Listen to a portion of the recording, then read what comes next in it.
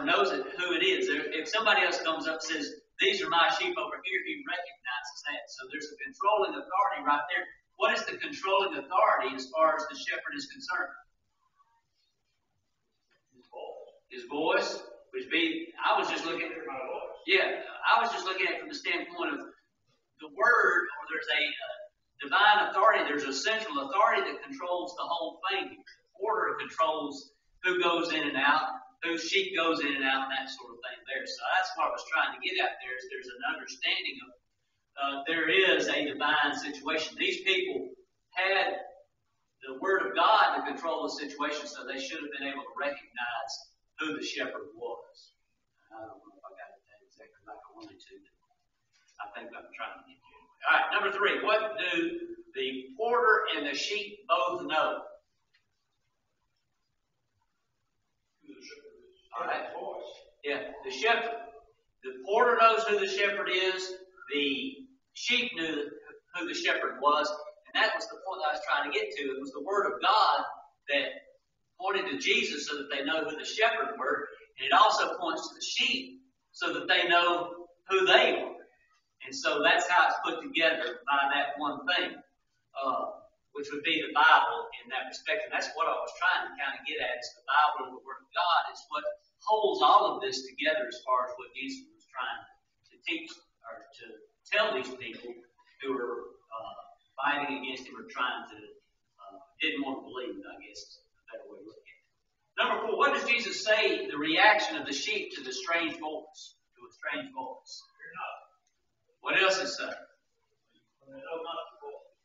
And so they will flee. Alright, so when they hear a strange voice, they flee. If we look at it from the standpoint of the porter and the sheep and that sort of thing, and there being one central word or guiding thing, how can we make that application to us?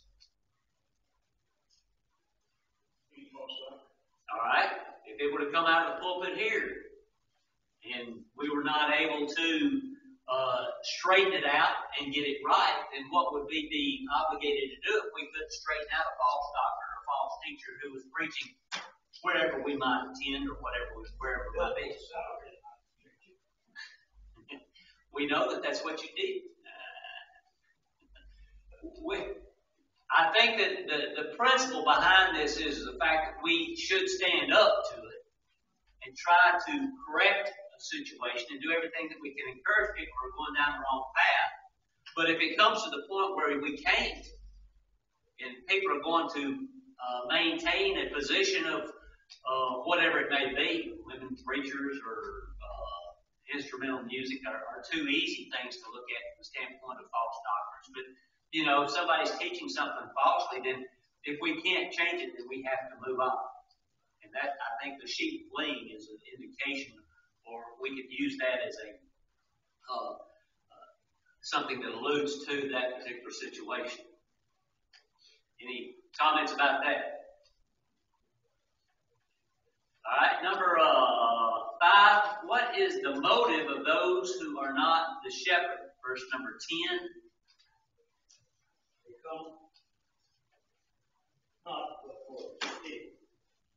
All right, it says 3 things in there: to steal, to kill, and to destroy. So the motive behind anyone who is propagating a false doctrine, who is teaching something that is in error, that says that their motives are impure. So when we look around at the denominational world, and we look around at false religions in the sense of Hindu and Islam and that sort of thing, is this a commentary that we could use in this particular situation and applying it to anything that's false? Just speak of a Baptist preacher or a Catholic priest or the imam, whatever. That's the sense of what this is talking about here. Their motives are impure. And so we have to be very careful, because a lot of times we have associations where denominational preachers get together and have lunches or dinners or breakfast or whatever. And there have been preachers of the Church of Christ who have associated themselves with that. And so what are they doing? They're associating themselves with people who are stealing, killing, that sort of thing from the flock, or from Christ or from the truth. And so we have to be very careful about our associations in protecting the truth and our souls and the souls of those that we care about. All right. 6. How does a good shepherd show his care? Verse number 11.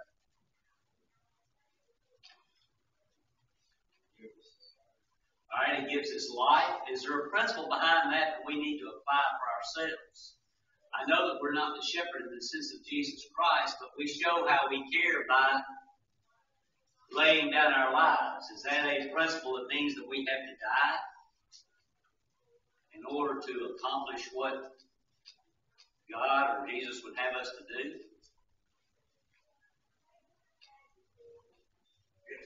All right. And didn't Jesus say that, if we're going to be his disciples, that we have to give up all? Those who lose their life shall find it. Those who find their life shall lose it. I think that's a principle of dying there that we're talking about. Jesus did it ultimately in the sacrifice upon the cross, but he was teaching a principle that is to be applied to all those who would be his followers. And so we need to constantly be evaluating our life as far as, are we laying down our lives for Christ, or are we still motivated by the things of the robbers, or those who are the thieves, and coming in the sense that we're still motivated for our own gain as opposed to that of the cause of Christ. And it's a daily battle along those lines, and we hope to be growing in that respect, to be more like Jesus Christ and laying down our lives on a daily basis and doing what he would have us to do. But we have to look at our lives in order to come to that conclusion.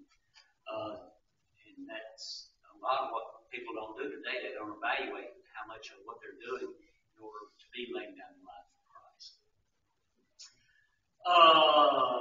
7. Who is the hireling? Verse number 13.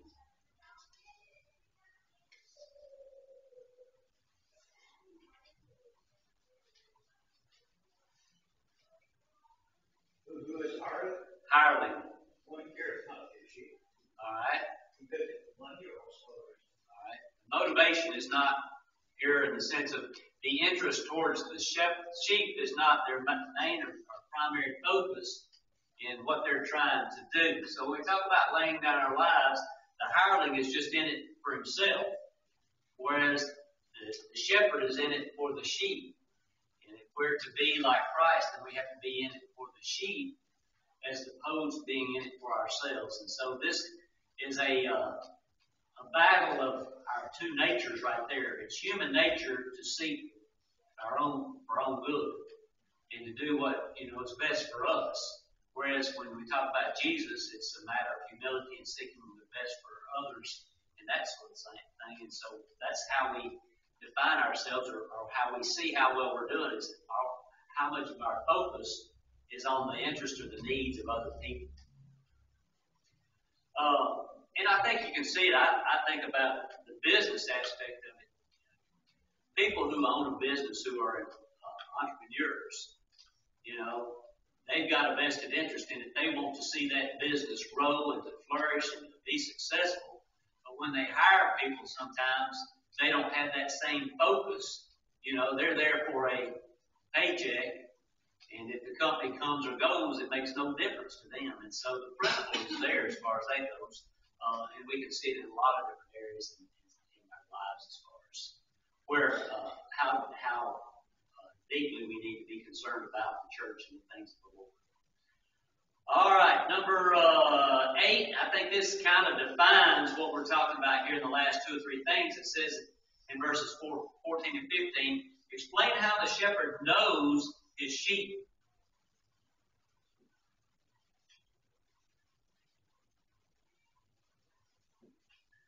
And 15 says, I am the good shepherd and know my sheep, and I am known of mine. As the Father knoweth me, even so know I the Father, and lay down my life for the sheep. I guess we could go on and let's see, probably going down to 17, therefore does my Father love me, because I lay down my life that I might take it again. How does the shepherd know his sheep? All right. This word know is not just the knowledge of. It's not talking about the mental ability to know his sheep. And a lot of times when we read this and look at it, Jesus knows who Christians are. We understand that. But this word is more than that. This is talking about the fact that how he feels towards his sheep, and the fact that he loves and cares about them and takes into consideration those things that they need. We can look at it from the standpoint in our lives today. I mean, even my grandkids have chickens. You know, each one of those chickens has a name. They had a little bitty banty rooster, which was called Pekka. You know, Pekka was a little, and then they've got Big Red. They've got these special names because they care about these birds. And so they name them, and that's kind of the idea that they were devastated. Pekka got killed by a dog, and it just devastated because of their care and their concern. That just illustrates a little bit of what we're talking about in the sense of, I know my sheep. He cares about them. He loves about them. And when something happens or there's a problem, he's there for us. And so it's more than just in name or just that he's aware of us, but it's a matter of how much he cares and the depth of what we're talking about here in the sense of a sheep, a shepherd and his sheep.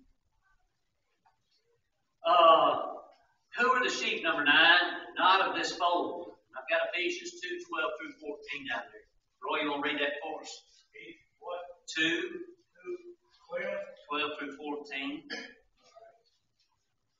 That at that time you were without Christ, the aliens of the Commonwealth of Israel, strangers from the covenants of promise, having you no hope without God in the world.